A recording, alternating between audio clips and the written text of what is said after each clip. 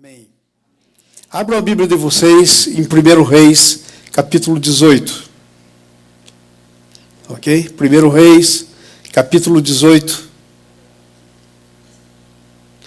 Nós temos tradução lá. Ok? 1 Kings 18. Todo mundo lá? 1 Reis 18. Queria ver esse texto na nossa tela. Aliás, desculpe, 19. Eu estou lendo 19 e falando 18. Tem alguma coisa no 18 para a gente. Ok? Vamos lá, Jimmy. 1 Reis, capítulo 19, 1 a 18. Enquanto o Jimmy vai encontrando, eu vou lendo aqui a palavra na minha Bíblia. Preste atenção, se você tem a tua Bíblia, acompanhe comigo. Diz assim: muito tempo depois, veio a palavra do Senhor a Elias, no 3º ano, dizendo: vai, apresenta-te a Acabe, porque darei chuva sobre a terra. Partiu, pois, Elias a apresentar-se a Acabe, e a fome era extrema em Samaria. Acabe chamou a Obadias, o mordomo. Obadias temia muito ao Senhor, porque quando Jezabel exterminava os profetas do Senhor, Obadias tomou 100 profetas, de 50 em 50, e os escondeu numa cova, e os sustentou com pão e água. E disse Acabe a Obadias: vai pela terra a todas as fontes de água e a todos os vales. Pode ser que achemos erva para que salvemos a vida dos cavalos, dos mulos, e não percamos todos os animais. Repartiram entre si a terra para percorrer, e Acabe foi por outro caminho, e Obadias foi sozinho por outro. Estando Obadias já de caminho, eis que Elias se encontrou com ele. Obadias, reconhecendo-o, prostrou-se com o rosto em terra e disse: és tu, meu senhor Elias? Respondeu ele: sou eu. Vai e dize ao teu senhor: eis que aí está Elias. Ele, porém, disse: em que pequei, para que entregues o teu servo nas mãos de Acabe e ele o mate? Tão certo como vive o Senhor teu Deus, não houve nação nem reino aonde o meu Senhor não mandasse homens à tua procura, e dizendo eles: não está aqui. Fazia. Já estamos aí? Estamos no capítulo 19, versículo. Eu disse que tinha alguma coisa no 18.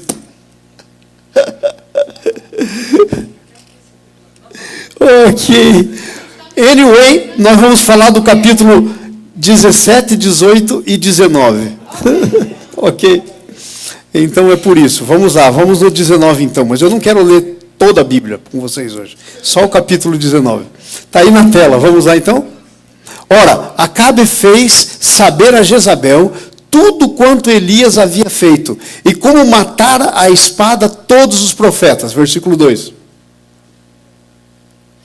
Aí para frente. Nós estamos mudando de computador lá atrás, viu? É por isso que vocês estão vendo esse negócio todo.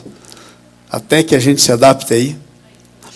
Então Jezabel mandou um mensageiro a Elias e disse-lhe: assim me façam os deuses e outro tanto, se até amanhã, a estas horas, eu não fizer a tua vida como a cada um deles. Quando ele viu isto, levantou-se para escapar com vida e se foi. E chegando a Berseba, que pertence a Judá, deixou ali o seu moço. Ele, porém, entrou pelo deserto a caminho de um dia e foi sentar-se debaixo de um zimbro e pediu para si a morte, dizendo: já basta, ó Senhor, toma agora a minha vida, pois não sou melhor do que os meus pais. E deitando-se debaixo do zimbro, dormiu. E eis que um anjo o tocou e lhe disse: levanta-te e come. Vamos para frente. Ele olhou, e eis que à sua cabeceira estava um pão cozido sobre brasas, e uma botija de água. Tendo comido e bebido, tornou a deitar-se. o anjo do Senhor veio pela segunda vez e ele disse: levanta-te e come, porque é demasiado longa a sua viagem. Levantou-se, pois, e comeu e bebeu. E com a força desse alimento, caminhou 40 dias e 40 noites até Horebe, o monte de Deus. E ali encontrou uma caverna, onde passou a noite. E eis que lhe veio a palavra do Senhor, dizendo: que fazes aqui, Elias? Respondeu ele: tenho sido zeloso pelo Senhor Deus dos exércitos, porque os filhos de Israel deixaram o teu pacto, derrubaram os teus altares, mataram os teus profetas à espada, e somente eu fiquei, e buscam tirar a minha vida. Ao que Deus disse: vem para cá para fora, e põe-te no monte perante o Senhor. E eis que o Senhor passou, e um grande e forte vento fendia os montes e despedaçava as rochas diante do Senhor. Porém, o Senhor não estava no vento. Depois veio um terremoto, mas o Senhor não estava no terremoto. Ao que ele disse, próximo. E depois do terremoto veio um fogo, porém o Senhor não estava no fogo. E ainda depois do fogo veio uma voz mansa e delicada. E ao ouvi-la, Elias cobriu o rosto com a capa e saindo-se pôs à entrada da caverna. E eis que lhe veio uma voz que dizia: que fazes aqui, Elias? Respondeu ele: tenho sido zeloso pelo Senhor Deus dos exércitos, porque os filhos de Israel deixaram o teu pacto, derrubaram os teus altares, mataram os teus profetas à espada, e somente eu fiquei, e buscam a minha vida para a tirarem. Então o Senhor lhe disse: vai, volta pelo caminho, para o deserto de Damasco, porque quando lá chegares, ungirás a Azael para ser rei sobre a Síria. E a Jeú, filho de Ninsi, ungirá para ser rei sobre Israel. Como a Eliseu, filho de Safate, de Abel-Meolá, ungirás para ser profeta em teu lugar. E há de ser que o que escapar da espada de Azael, matá-la-á Jeú, e o que escapar da espada de Jeú, matá-lo-á Eliseu.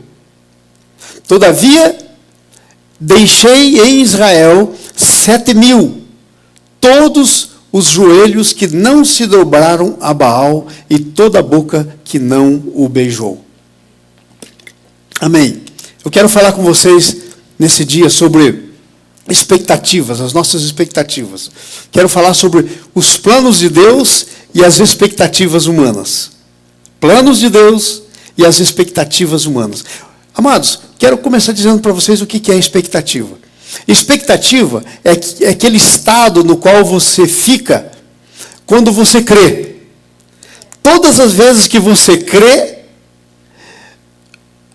o que acontece com você depois de você ter crido é uma expectativa.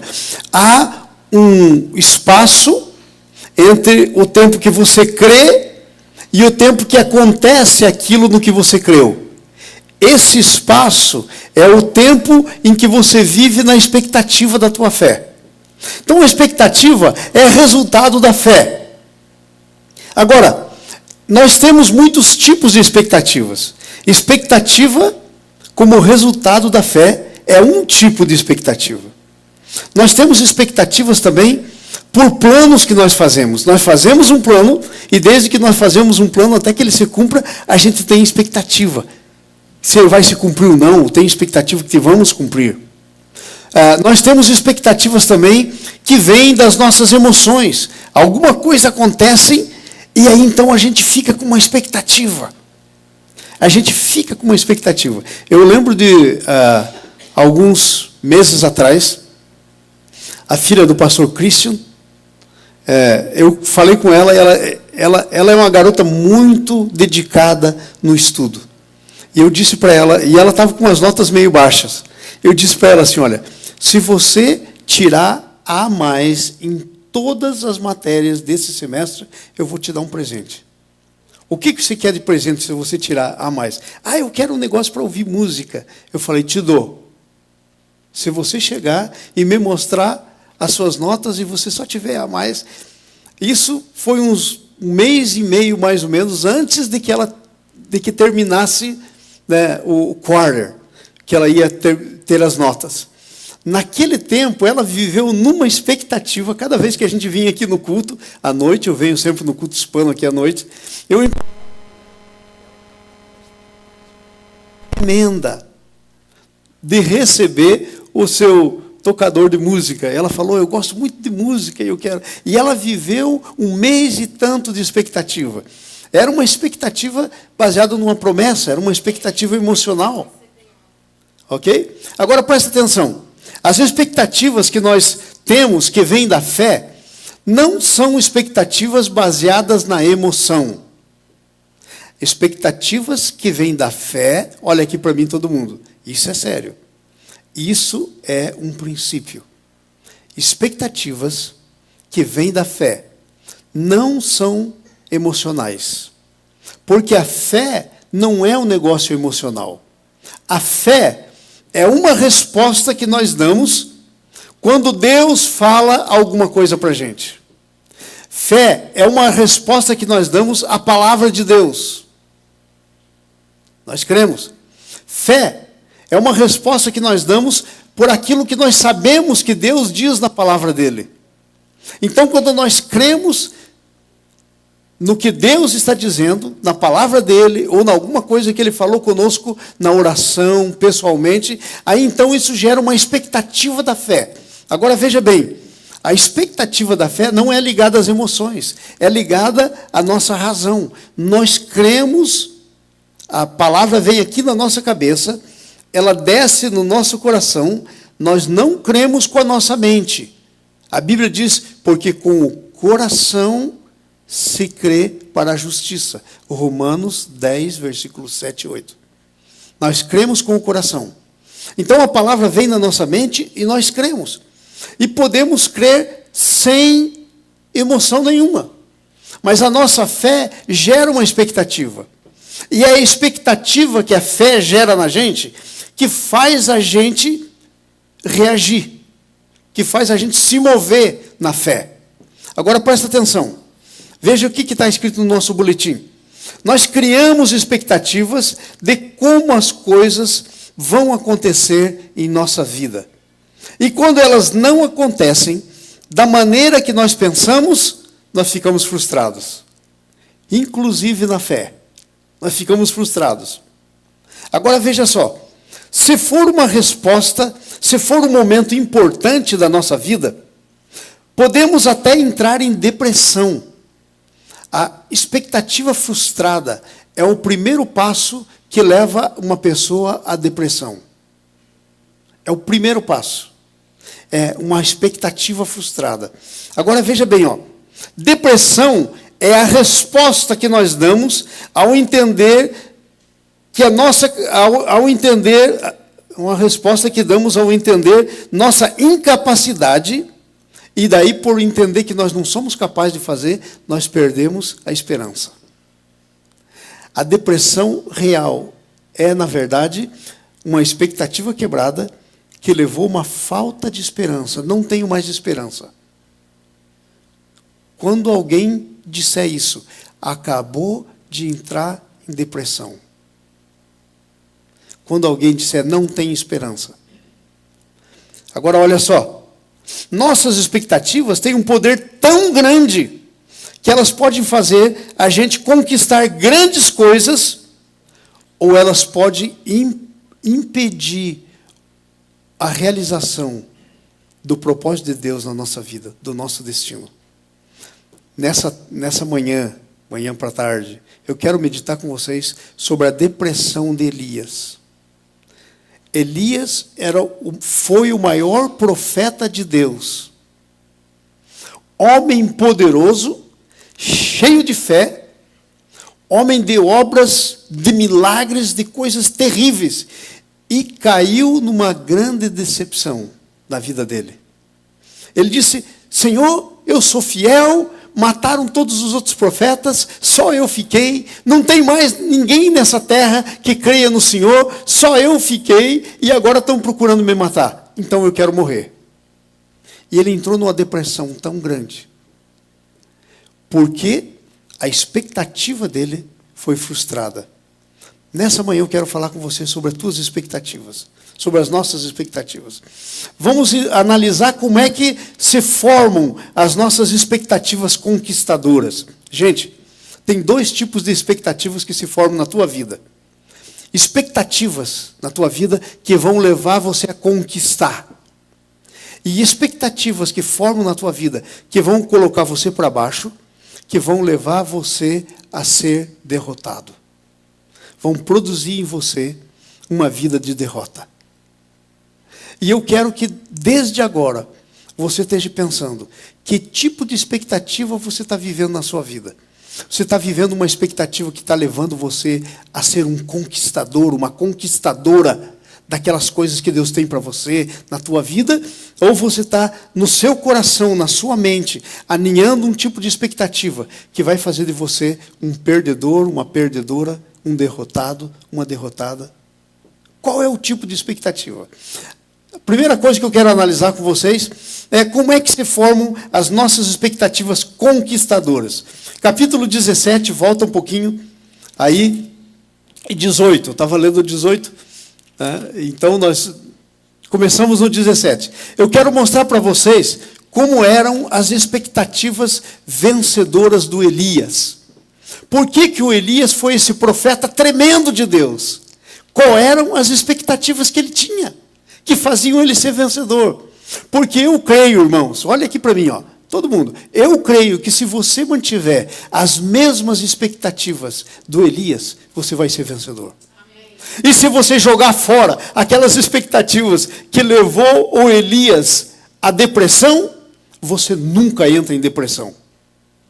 Mas se você tiver no coração as mesmas expectativas, pode escrever, você vai ser um deprimido, uma deprimida. Ok? Então, quais foram as expectativas do Elias? A primeira coisa que nós vemos no capítulo 17, versículo 1. Olha só o que diz o capítulo 17, aí de 1 Reis, versículo 1. Diz assim, ó.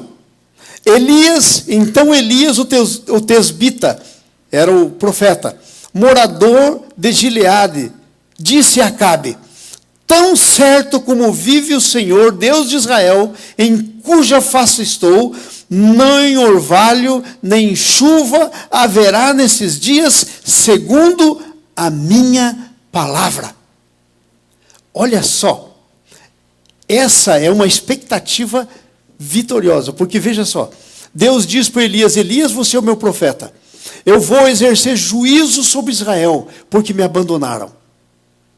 Então o juízo vai ser assim: por 3 anos e meio não vai chover nessa terra, não vai nem cair orvalho, não vai nem nascer gramazinha fininha, não vai ter nada por 3 anos e meio, até que esse povo reconheça que eu sou Deus. E aí o Elias ouviu Deus dizer isso, e sabe aonde ele vai? Para o rei Acabe. E o rei Acabe era o camarada que tinha direito de vida ou de morte sobre a vida de qualquer um das pessoas. A palavra do rei era lei. Ele chega para o Acabe e ele diz: assim diz o Senhor, segundo a minha palavra, em outras palavras, eu sou responsável por essa desgraça que vem aí.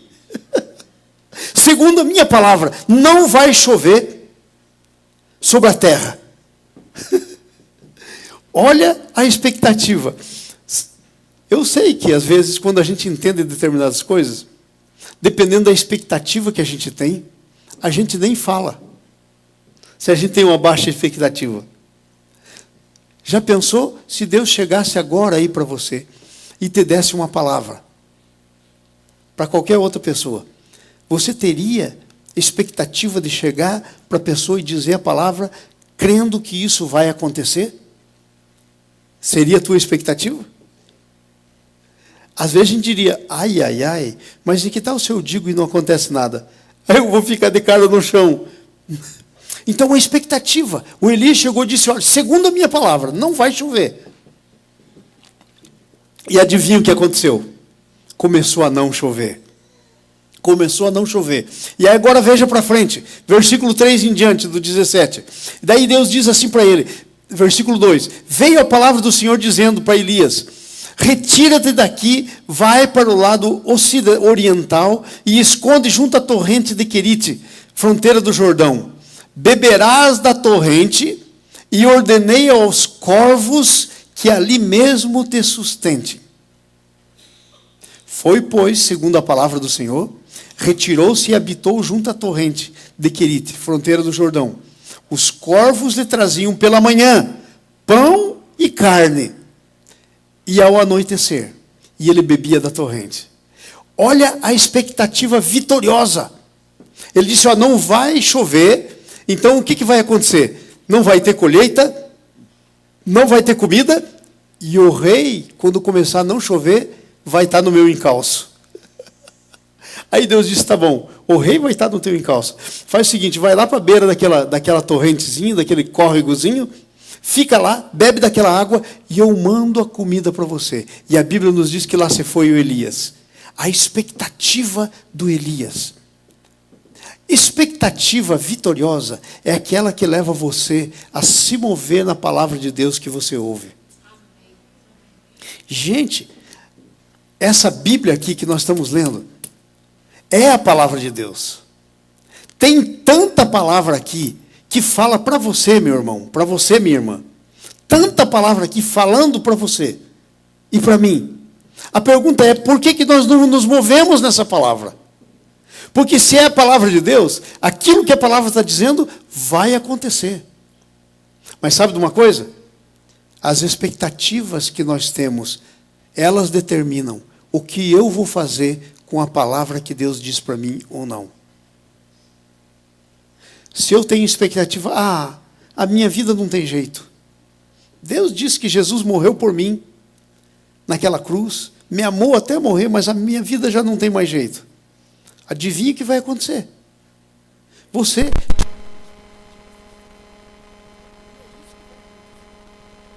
Mas se Deus diz que Jesus te amou, e que Ele morreu por você, e que em Jesus Deus tem para você toda a provisão, em Jesus Deus tem segurança para você, provisão para você, um destino tremendo para a tua vida. Você vai ser alguém no reino. E você crê nisso? Adivinha o que acontece? Uma expectativa vitoriosa é gerada em você. E Deus, então, vai cumprir a palavra dele em você. Conclusão.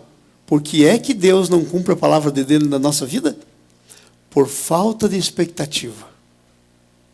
A nossa expectativa tem o poder de parar a bênção de Deus na nossa vida.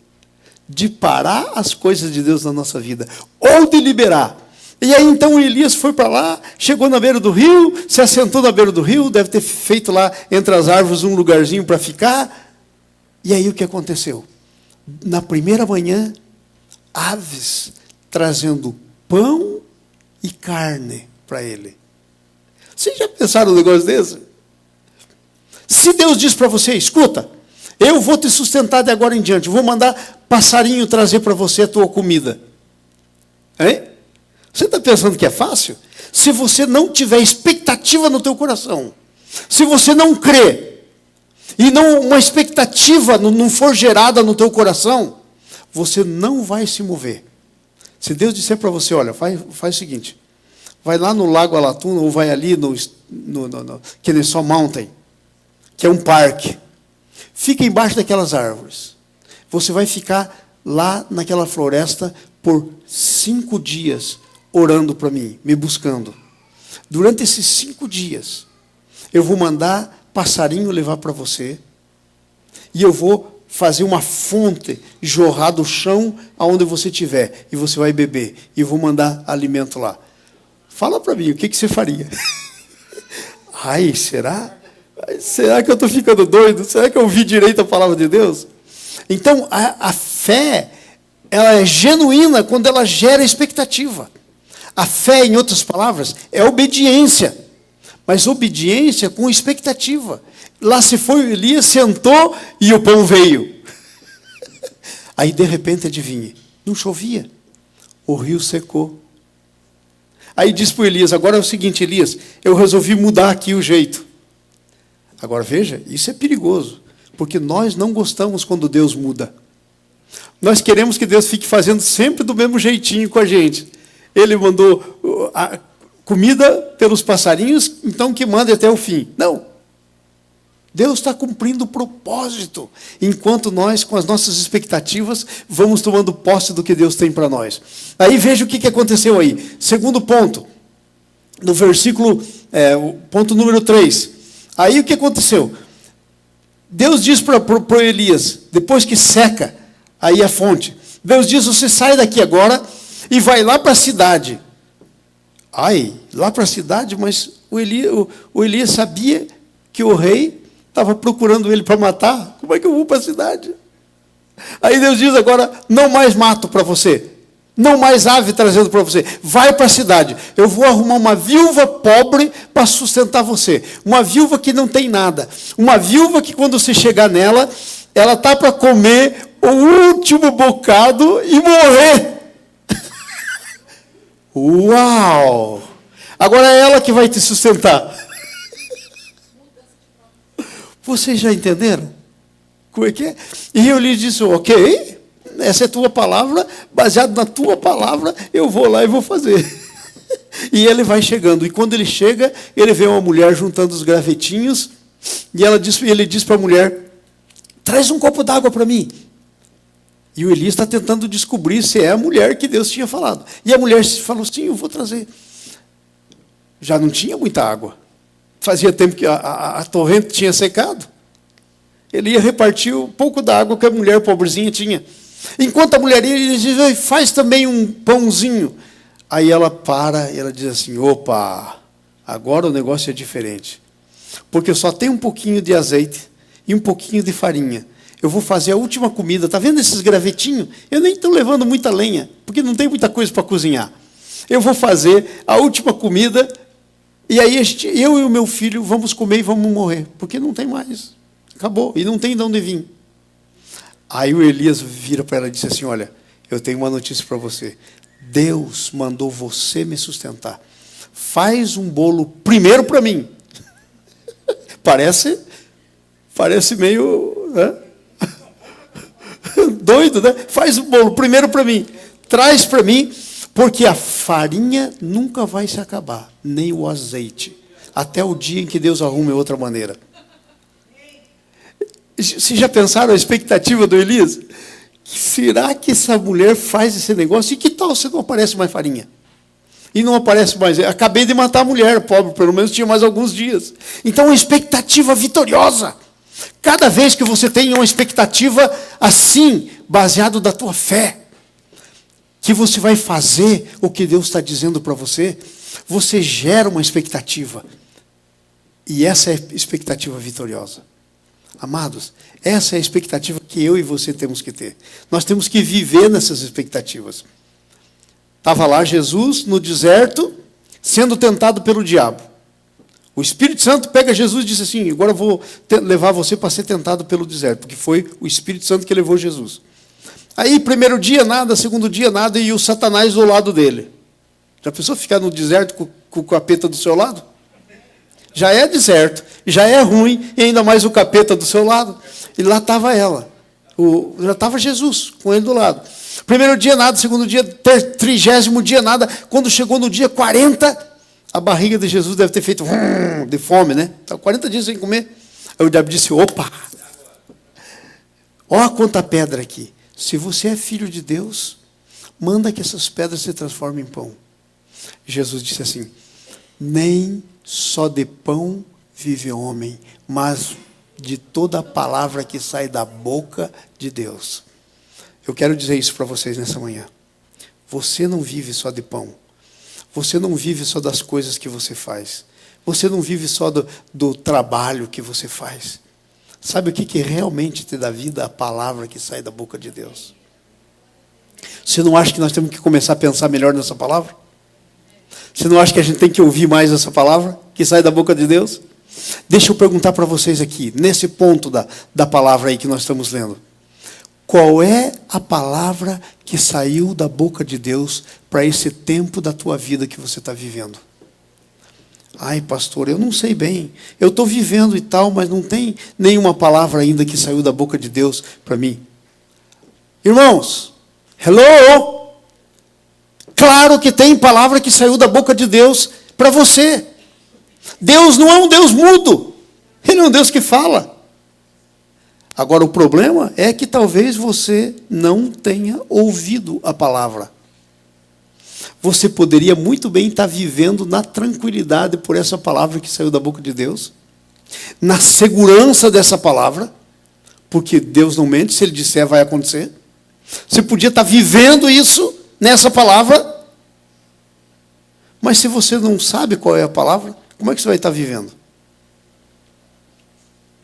Esse é o meu desafio para vocês, irmãs, irmãos. Procure saber qual é a palavra que saiu da boca de Deus para você. Porque saiu uma palavra. Tem uma palavra para a tua vida. Ai, pastor, talvez tenha para o pastor Paulo, para o pastor Cláudio, talvez tenha para alguns irmãos aqui que têm mais fé. Excuse me. O mesmo Jesus que morreu por qualquer um de nós foi o que morreu por você. O mesmo valor que eu tenho perante Deus, você tem. Não tem aqui um melhor do que o outro.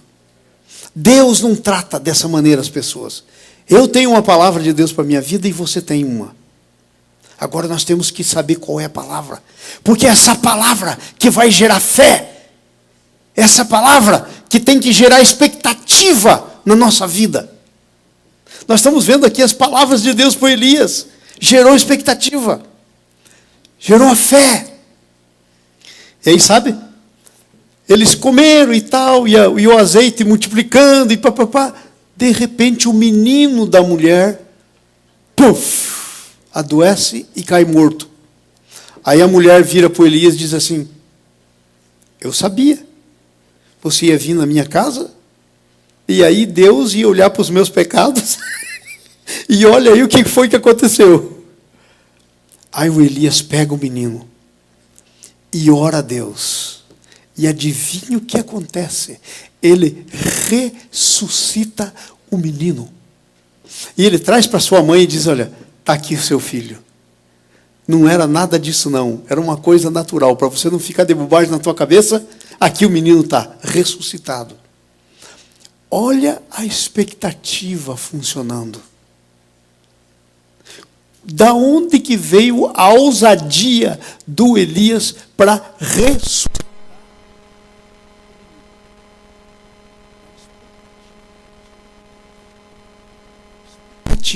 Que ele tinha com Deus era que Deus estava no controle e que quando Deus tinha mandado ele ir naquela casa, a bênção tinha chegado naquela casa, não a desgraça.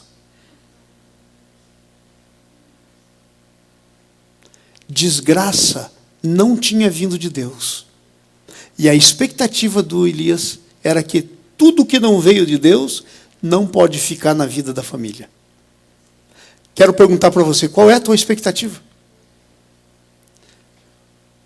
Tudo que não vem de Deus para você, irmãs, please, tudo que não vem, irmãos, por favor, tudo que não vem de Deus para vocês, não pode ficar na sua vida. Por que a gente está deixando continuar? Por que a gente está deixando ficar? Nós temos que ter expectativa. Que na minha vida só fica o que Deus tem para mim. O que não tem, fora.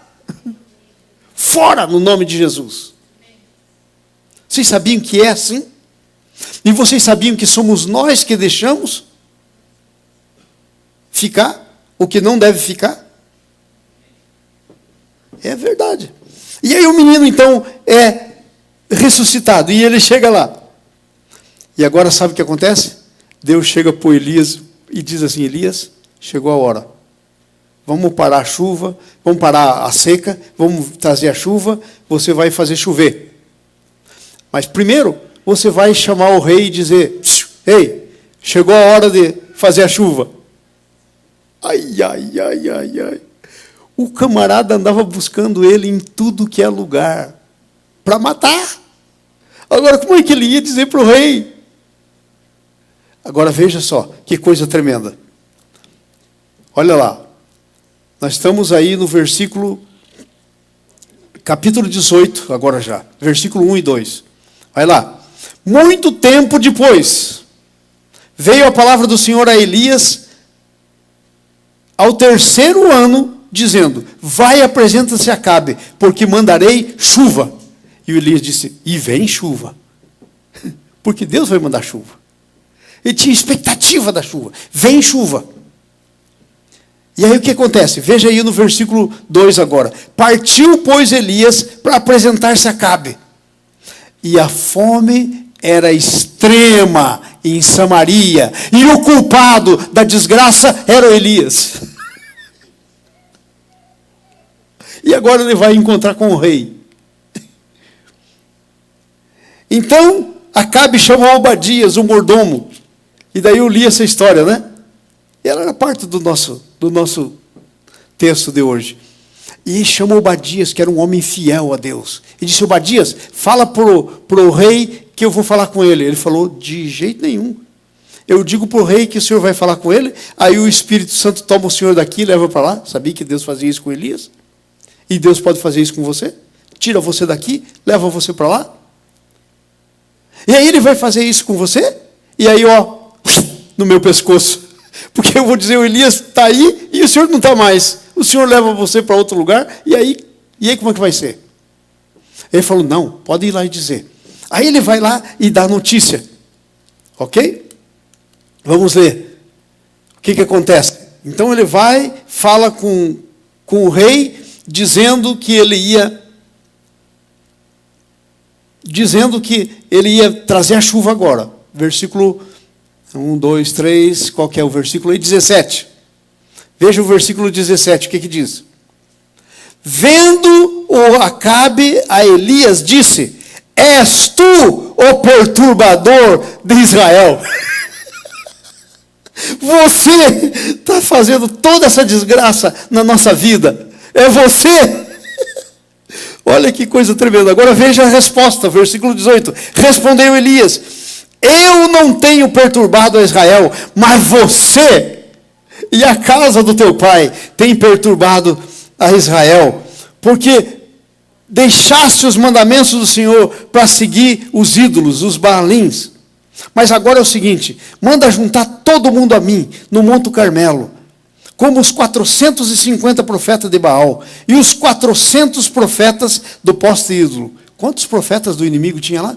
450 do Baal, 400 do inimigo, 950. 850, desculpe.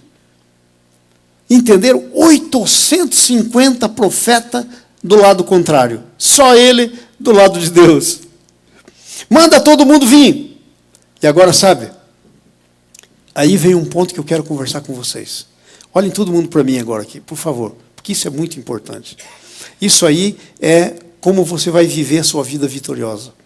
Quando você sabe direitinho o que Deus tem para você, quando você está agindo pela fé e você deixa uma expectativa no seu coração se formar, aí é hora de você fazer os planos.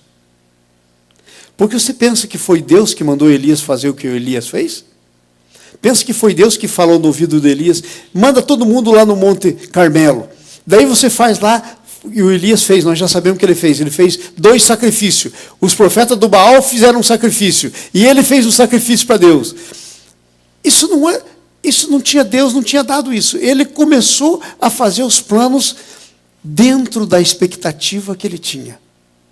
Amados, quando nós estivermos nos posicionando verdadeiramente pela fé, e quando nós estivermos no posicionamento da fé, que gera expectativa no nosso coração, que nós temos certeza, que nós olhamos para trás e vimos que Deus está cumprindo, Deus já se manifestou. Não é uma coisa de agora que eu pensei, eu acho que é de Deus. Não. Tem toda uma história da expectativa que já se cumpriu. E eu estou no meio do cumprimento. Aí é hora de eu me mover. Aí eu faço os planos. Deixa eu perguntar para você. Você está no meio de algum cumprimento de alguma coisa de Deus para a tua vida? Quais são os planos que você está fazendo? Se você ouvir a Deus, meu filho, você tem que se mover, tem que fazer plano. Tem que fazer plano. E olha, eu vou te dar um conselho. Não faça planinho, não. Faça planão. Porque é para a glória de Deus. O que o Elias fez? Ele fez o sacrifício, falou, ó, profetas de Baal, e eu, profeta de Deus, nós vamos fazer sacrifício. O Deus que mandar fogo do céu é o Deus verdadeiro. E o povo todo vai ficar olhando. Ai, ai, ai, ai, ai. Aí os profetas, 850, ficaram lá cantando, fazendo, se cortando com lanças, diz o texto. Não veio fogo. Ficaram quase que o dia inteiro. Não veio fogo, porque aquilo não era Deus. Aí Elias falou, agora sai, chega, já. E ele ainda disse assim, ó, grita mais alto, quem sabe está dormindo. Ou quem sabe está viajando, o Deus de vocês. Vocês entenderam? Aí ele faz o sacrifício. Ele põe 12 pedras, segundo as 12 tribos de Israel. E ele põe a lenha. E ele faz um cercado, ele cava assim, um rego, um poço em volta. E ele diz, olha, para que não haja dúvida nessa história, traz água, desce aí, acha água, vamos molhar aqui. Para não dizer que o negócio estava muito seco e pegou fogo por acaso. O pouco de água que tinha, traz aqui, derrama sobre a lenha. Derrama mais água, até ficar encharcado, para ficar claro que Deus não é Deus de casualidade. Deus é Deus que faz as coisas e faz de maneira clara. Quando você fizer plano, faça plano assim. Ok? Se é para cair fogo, se é para pegar fogo, molhe. Põe água. Porque é para valer mesmo. E a Bíblia diz que quando ele orou, veio fogo. E sabe o que aconteceu? Lambeu a água, está escrito lá no texto. Tocou nas pedras. E lambeu a água. E consumiu o sacrifício. Isso é vida com expectativa. Agora, antes da gente ir para o último ponto, eu quero que você pare e pense nisso. Você já pensou esse camarada? Se eu estivesse andando lá e estivesse vendo Elias fazendo essas coisas, eu ia dizer, esse não tem mais jeito, ninguém mais segura esse homem. Verdade ou não? Mas tem uma coisa que pode segurar a pessoa de mais fé desse mundo. É a expectativa errada. É abrir o coração para a expectativa que não vem da fé. É deixar expectativas erradas entrar na sua mente, descer no seu coração. E foi isso que aconteceu com Elias. Depois de milagres, depois de tudo isso que fez, adivinha o que começou a acontecer? Agora nós estamos no capítulo 19 que nós lemos, ok? Então presta atenção agora. Agora, como é que se formam as expectativas que nos derrotam? Como é que se formam as expectativas boas? Nós já vimos. E vimos primeiro, porque nós somos positivos. Mas agora, nós vamos ver as expectativas erradas que derrotam a gente. Para a gente não deixá-las derrotarem a gente, ok? Então ali está Elias, aquele homem poderoso que desce fogo do céu, mata todos os profetas, matou os 450 profetas do Baal, mais os 400 do poste ídolo. E aí disse pro Eliseu, chove, corre porque a chuva está vindo. Subiu lá, estava azul, estalando de azul o sol. Ele disse, Senhor, manda a chuva conforme a tua palavra. E ele disse para o secretário dele, do profeta, o discípulo, vai lá olhar se vem chuva. Nada. Segunda vez, nada. Terceira vez. Na sétima vez, ele disse, está vindo uma nuvem, está se levantando uma nuvenzinha do tamanho da mão do homem. O Elias disse, pronto, está feito. Disse para o rei, para o Acabe, corre, porque vai chover, e até a tua carruagem, que tem cavalo de tração nas 4, né, vai ficar enterrado, porque a chuva vai ser muito grande. E aí o Elias foi. Ali o Acabe foi. Agora presta atenção nisso. A mudança da história. O Acabe foi e falou, Jezabel, oi Jeza, onde é que está você? Oi querida, onde é que está você? Jeza.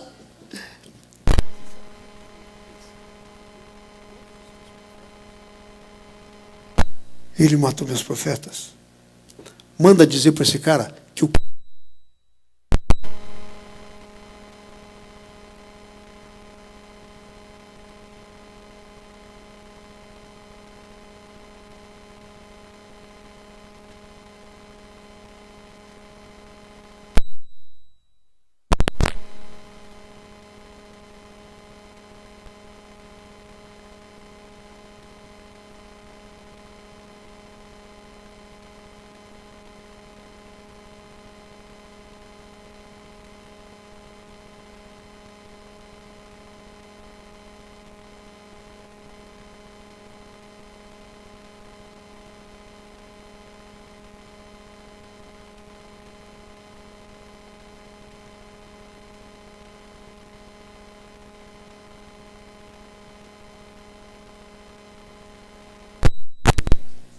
uma expectativa derrotadora. Irmão, olha aqui para mim. Irmãs, preste atenção, olha aqui para mim. Você e eu e vocês, nós somos iguaizinhos a Elias. A gente tem vitórias tremendas, a gente, de repente, parece que dá uma bobeira na cabeça da gente, a gente deixa o pensamento errado entrar.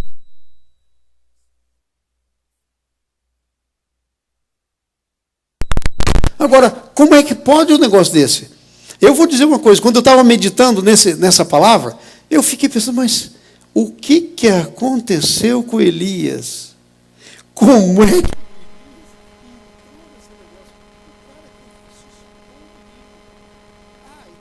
coisas. Quando descobriram onde é que o Elias estava, o rei mandou soldados buscar o Elias. E não era tempo do Elias ir. E aí o soldado chegou lá com o comandante, com um monte de soldado, e disse, o rei está mandando buscar você, você vai com a gente. Ele falou, se eu sou homem de Deus, caia fogo do céu em cima de você. Queimou todo mundo. Por 3 vezes. Então, como é que um homem desse vai ficar com medo da Jeza?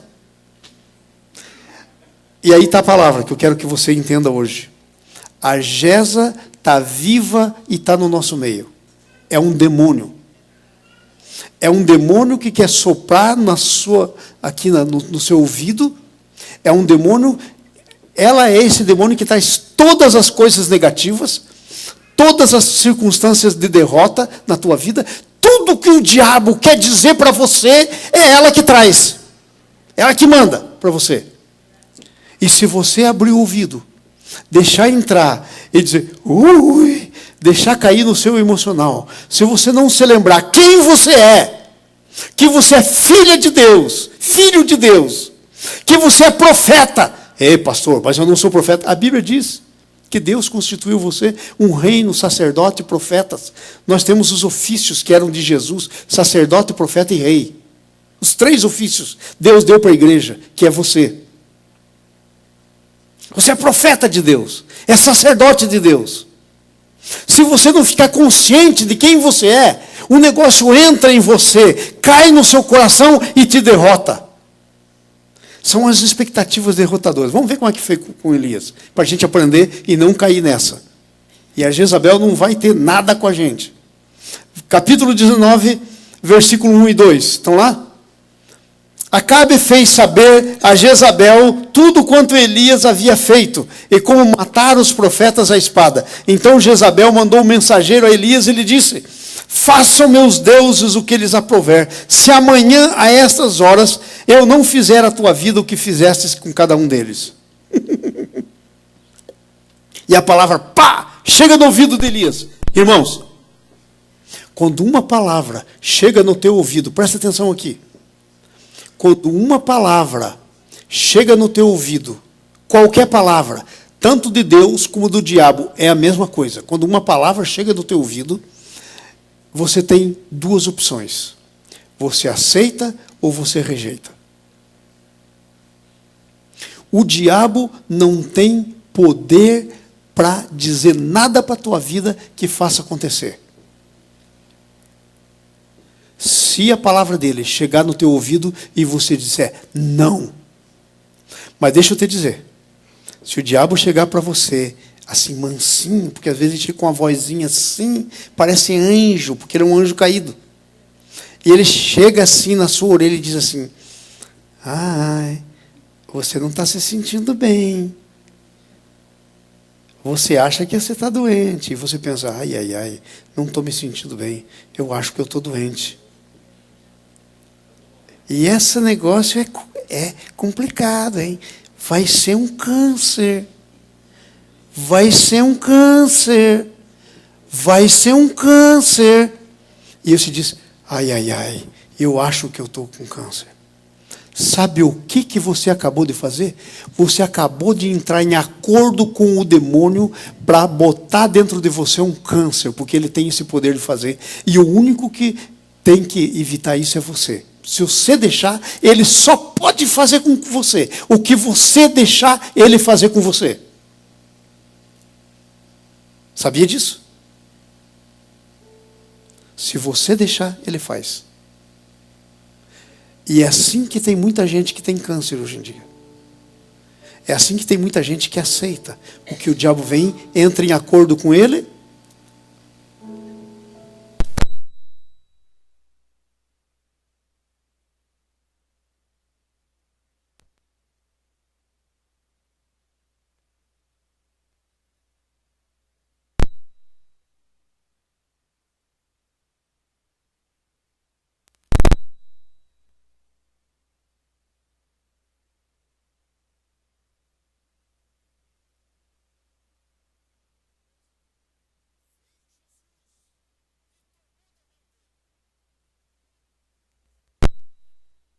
Dele. E agora sabe onde que está o poder da decisão? Nas suas mãos. E aí vem a Jezabel e manda lá o camarada falar com Eliseu. E lá vem o camarada. Ei, seu Elias, a dona Jezabel mandou dizer para o senhor que amanhã a essas horas o senhor vai estar durinho, mortinho, igual o senhor fez com os 450 profetas do Baal e os 400 do poste ídolo. O senhor vai estar assim. E aí a palavra veio aqui. E aí ele tinha duas opções: aceitar ou rejeitar. Ele podia ter dito: manda dizer para Jezabel que o que vai acontecer com ela é o seguinte: ela vai cair lá de cima do palácio dela, no chão, vai se esborrachar lá e os cachorros vão lamber o sangue dela, porque é isso que Deus tinha dito. E eu não vou morrer coisa nenhuma, eu vou viver, porque Deus ainda não terminou o que tinha para mim fazer. Mas sabe o que ele fez? Ele deixou entrar. Veja o que diz o texto. Veja o que diz o texto. Olha, homem de Deus, esse poderoso, temendo, versículo 3, temendo, pois, Elias levantou-se, e para salvar a sua vida, fala para mim, salvar a vida. E ele tinha que ir lá salvar a vida dele, gente. A vida dele estava na mão de Deus, ninguém podia tocar nele. Mas se você tomar a tua vida nas tuas mãos, é melhor você tentar salvar mesmo. Porque você tira das mãos de Deus. E aí você é responsável. Para salvar a sua vida, se foi, se mandou, chegou a Berseba, que pertence a Judá, e ali deixou seu moço. Como é que se formam as expectativas que nos derrotam? Primeira coisa que está aí: a incredulidade que traz o medo ocupa o lugar da fé. O medo tem poder de produzir expectativa em você. É por isso que a Bíblia diz: o verdadeiro amor lança fora o medo. Por isso que a Bíblia diz isso. Porque o medo tem poder de produzir expectativa no coração da gente. Agora veja só. Primeira coisa: pensamentos falsos vindo do inimigo geram falsas expectativas. Gente, expectativa de que Elias ia morrer era falsa. Deus não tinha terminado o que queria fazer. Elias era o homem que Deus estava usando. Deixa eu dizer para você nessa manhã: Deus não terminou com você. Você é a mulher, você é o homem que Deus quer usar. Essa é a verdade. Não tem como. Então o que precisa acontecer é que você precisa rejeitar os falsos pensamentos do inimigo que geram falsas expectativas na tua vida. Tem que rejeitar. Amém? Porque é esse falso pensamento que produz a falsa expectativa. Segundo, quais são os resultados da falsa expectativa? Versículo 3. Então Elias se chegou a Berseba, pertencente a Judá, e ali deixou o seu moço, o seu discípulo. Ok? Veja o primeiro resultado: abandona o discípulo. Assim é pastor quando entra com falta de expectativa. Começa a ouvir Satanás, abandona a igreja, abandona a fé, abandona os discípulos no meio do caminho, abandona a obra que Deus constituiu você para fazer. Abandona as pessoas. O outro lado da história é verdadeiro. Quando o diabo fala no ouvido das pessoas, as pessoas abandonam a sua igreja. As pessoas abandonam o seu pastor, abandonam os seus amigos. Esse é o outro lado. Agora veja lá. Segunda coisa, versículo 4. Ele estava num caminho de vitória, de fazer o que Deus queria. Agora veja, está aí o versículo 4, por favor, bota lá. Ele, porém, para onde que foi? Entrou pelo deserto, a caminho de um dia.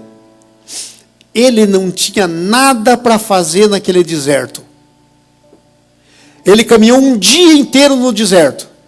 E se assentou debaixo de uma árvorezinha lá, um zimbro, e pediu a morte para si, dizendo: já basta, Senhor, tome a minha vida agora, porque eu não sou melhor do que os meus pais.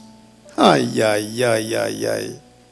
Segunda coisa, você abandona primeiro os teus discípulos, depois você abandona o caminho que você estava andando. Você vai para o deserto. Gente, não é Deus que leva a gente para o deserto. Somos nós que entramos no deserto quando abandonamos o caminho. Vai no deserto. Deserto não é um lugar para você. Irmão, qual é o deserto que você está? Deserto não é lugar para você.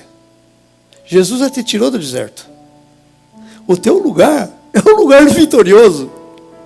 O teu lugar é aquele lugar que diz assim: olha, eu estou aqui servindo ao meu Deus, eu amo o meu Deus, eu tenho esse negócio que Deus me deu, eu vou ser vitorioso nesse negócio, eu vou sustentar missionário, meu negócio vai crescer, eu sou cabeça, eu não sou cauda, eu dou emprestado, eu não empresto. Estou falando da Bíblia. Isso, sabe onde é que está isso? Deuteronômio 28. Eu sou bendito quando eu chego e quando eu saio. Essa é a expectativa. Não pode sair do caminho. Não pode sair do caminho. Agora veja mais. A terceira coisa que faz: abandona a esperança por causa da falta de uma visão, ou por causa de uma visão falsa de si mesmo. Olha aqui para mim, gente. Como é que está? Olha aqui para mim, todo mundo, por favor. Quero olhar no seu olho daqui. Como está a visão que você tem de você mesmo? Se você tiver uma falsa visão de você mesmo, adivinha o que vai acontecer com a tua vida? Você vai acabar achando que é melhor morrer. Porque ele abandona. Ele abandona. Veja o que está escrito aí no versículo. Versículo 4. Ainda nós estamos lendo. Veja lá o que ele diz. Basta! Nós temos outra palavra. O Elias tinha bastas. Sabe qual que é a minha palavra e a sua hoje, nos dias de hoje? Eu vou chutar o balde. Fala para mim se o senhor não tem vontade de chutar o balde. E muita gente que já chutou. Chutar o pau da barraca. Chutar o balde. Eu basta. A gente diz: não, estou cheio disso. Gente, você está cheio do quê? Está cansado de ressuscitar morto? Está cansado de passarinho trazer comida para você? Qual é? Basta o quê? A tua vida é abençoada. Mas quando você deixa uma coisa negativa entrar, você esquece da bênção. É a primeira coisa que acontece. Então veja só. Abandona a esperança por causa de uma visão falsa de você mesmo. Se você olhar para você com visão falsa de você mesmo, você mata a tua esperança. Você vai dizer: basta. Agora eu quero dizer quem você é. Você é mais do que vencedor. Sabe? Tudo que você tentar no nome de Jesus e através dele, você vai ser bem sucedido em tudo que você fizer. Você vai ser sucedido no teu entrar e no teu sair. Você vai ser bem sucedido aonde você puser a tua mão. Esse é o seu destino. Gente, eu estou falando palavra que está escrito na Bíblia, não tem nada com isso, não fui eu que escrevi. Isso é o que está escrito na Bíblia. Eu estou citando alguns versículos de cabeça. A Bíblia diz que você já é abençoado com todas as coisas nas regiões celestiais em Cristo Jesus. Efésios capítulo 1, versículo 3. Todas as coisas. Ai, pastor, mas eu não sou abençoado em todas as coisas. problema é seu, está à tua disposição, você não toma posse. Ué, se pela morte de Jesus, Ele já conseguiu tudo o que você precisa. Se a Bíblia está dizendo que você é abençoado em todas as coisas, como é que não? Então Deus está mentindo. Então vamos parar com tudo isso. Tudo.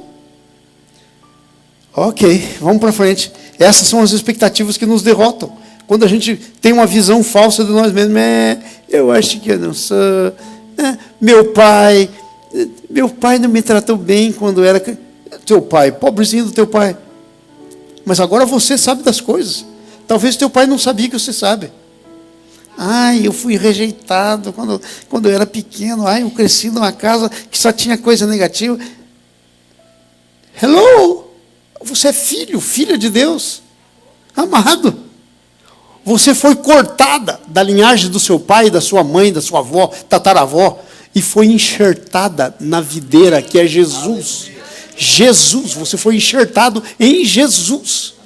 E você passa a vida de Jesus, a vida da ressurreição. Passa em você.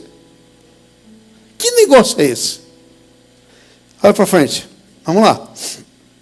Perde as forças. Entra num esgotamento mortal. Versículos 5 e 6. Põe lá, Jimmy. Versículos 5 e 6. Perde as forças.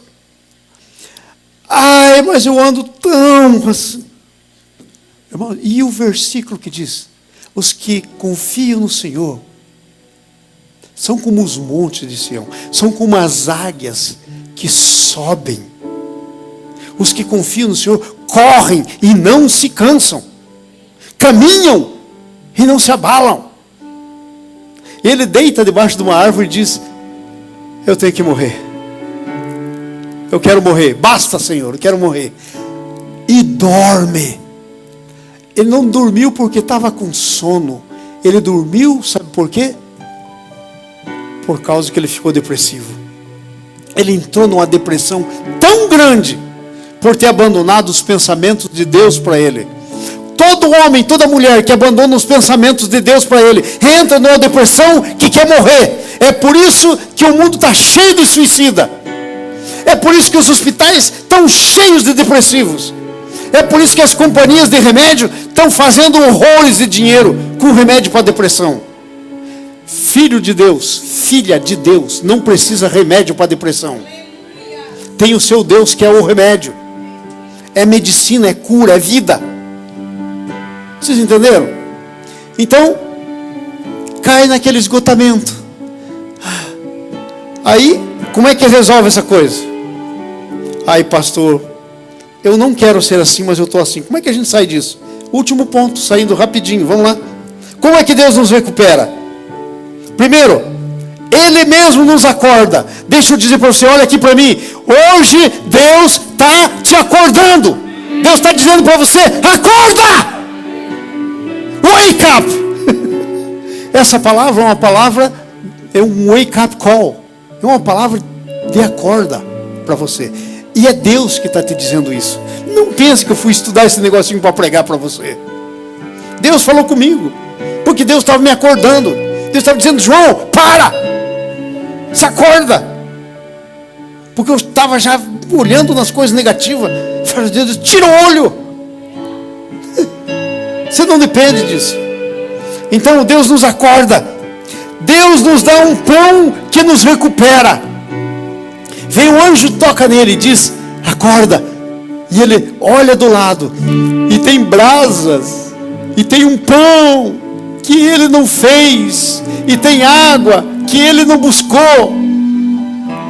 Deus tem água para você, que você não buscou. É Jesus, a água da vida. Deus tem pão que você não assou. É Jesus, o pão da vida. E você, tudo que precisa fazer é comer. Mas a depressão era tão grande que ele comeu o pão, bebeu a água e pof, caiu de novo. Aí vem o anjo a segunda vez, toca nele e diz, acorda. E ele acorda, ele olha e tinha mais pão. Gente, sabe o que isso quer dizer para você e para mim hoje? Nós precisamos mais de Jesus. Nós precisamos mais de Jesus como nosso pão, nossa comida. Nós precisamos mais de Jesus como nossa água. Nós não podemos ficar racionando a comida de Deus para a nossa vida. Precisamos mais de Jesus na nossa vida. Sabe como é que se pega mais de Jesus? Leia a sua palavra, ore, busque a Deus em oração, jejue. Essas são as formas. Aí sabe o que acontece? Versículos 7 e 8. Deus diz para ele: ei, eu vou programar uma viagem para você, que você não programou. A segunda coisa que Deus faz: primeiro Ele te acorda e te dá de comer. Segundo, Ele programou uma viagem para você. Ele ia até o monte de Deus, até o monte Sinai, aonde Deus baixou lá para dar as leis para Moisés. Era o monte de Deus. Aí então ele vai lá até o monte de Deus. E ele caminha 40, presta atenção, 40 dias e 40 noites, baseado naquelas 2 vezes que comeu. A comida de Deus para você, meu irmão, minha irmã, é capaz de dar uma força que você não tem ideia. Não tem ideia, 40 dias e 40 noites caminhando. Já pensou essa força? E sabe o que acontece? Ele chega lá, ele vai nessa viagem, e ele chega, e Deus faz uma pergunta para ele, que é a pergunta que Deus está fazendo para você hoje.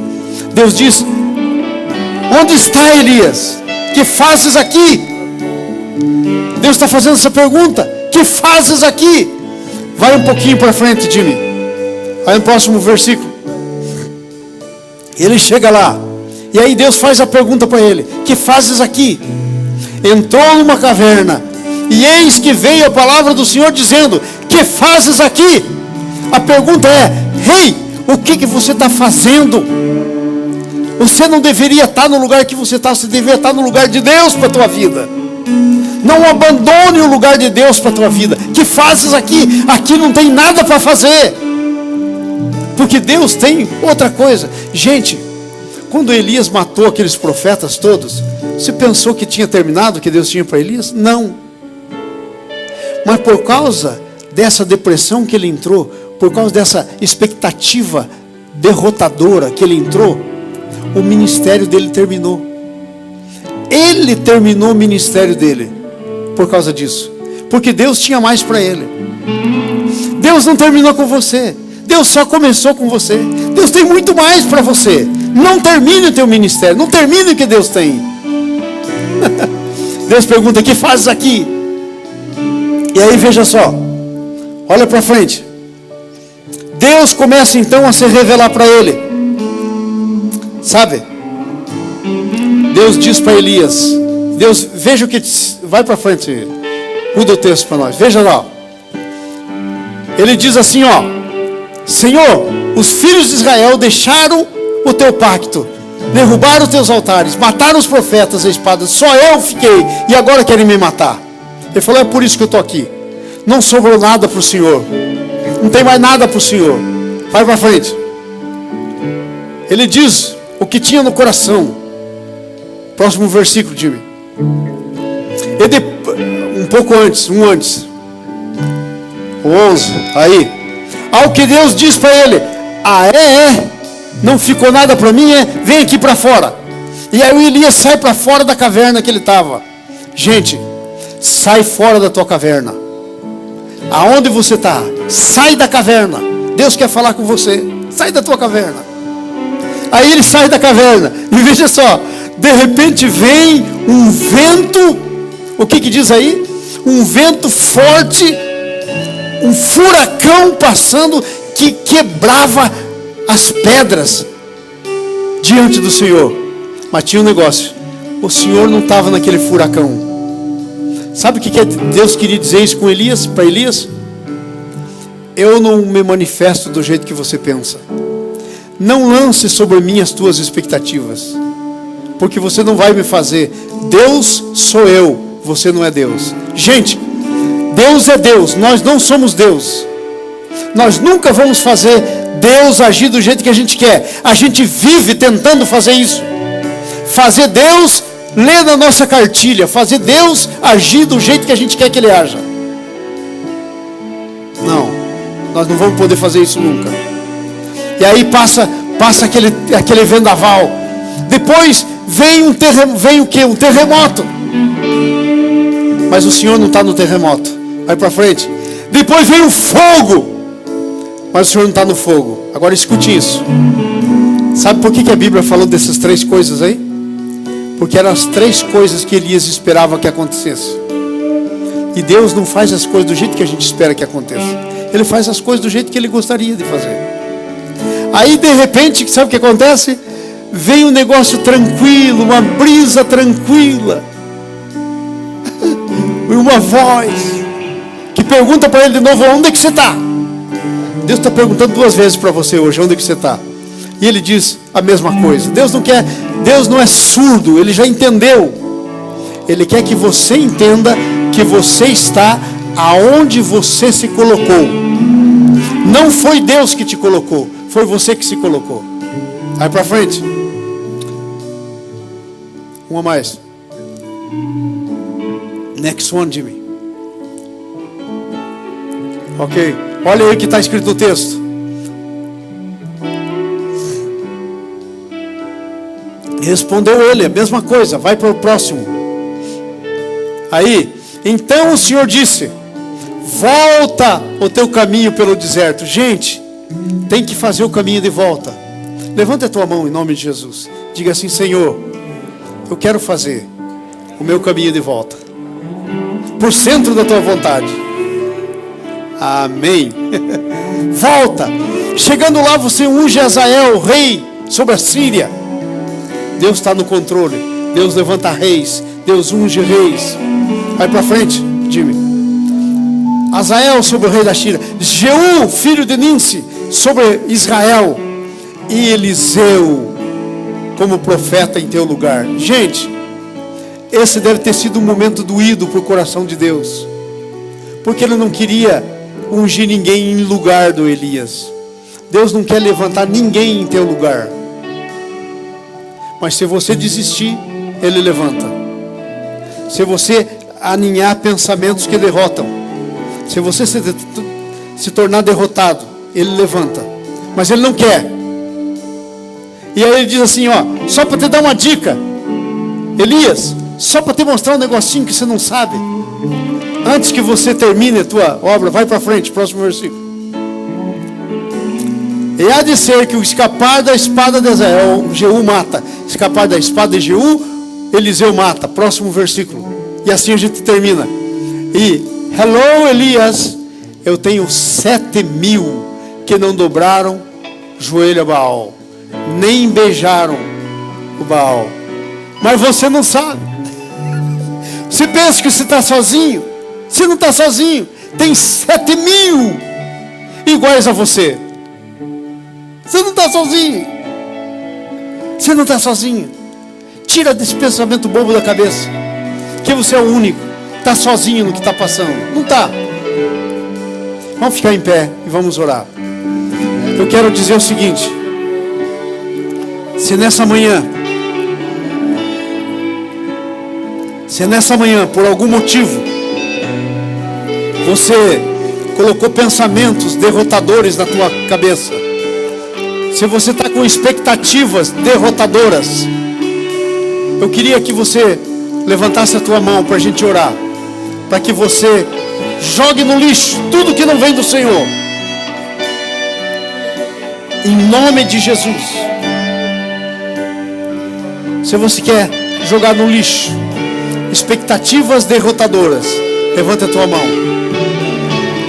Diga comigo: Pai, no nome de Jesus, eu levanto a minha mão, porque eu não aceito mais expectativas de derrota, porque eu sou mais do que vencedor por meio daquele que me amou.